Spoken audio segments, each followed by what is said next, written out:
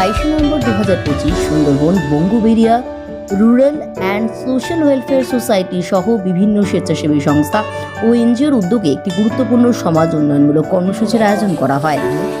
এই বিশেষ অনুষ্ঠানে বিশ্বের বিভিন্ন দেশ থেকে আগত বিদেশি প্রতিনিধিরা অংশগ্রহণ করেন। আলোচনায় গুরুত্ব পায় সমাজের সার্বিক উন্নয়ন, মহিলাদের সুরক্ষা ও ক্ষমতায়ন, শিশু কল্যাণ এবং শিক্ষার প্রসার।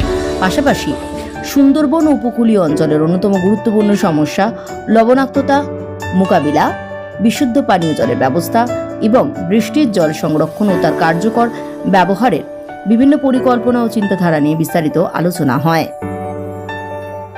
সুন্দরবনের প্রাকৃতিক গাছপালা, ম্যানগ্রোভ সংরক্ষণ এবং প্রাকৃতিক সম্পদ সংরক্ষণ নিয়েও আলোচনা হয়।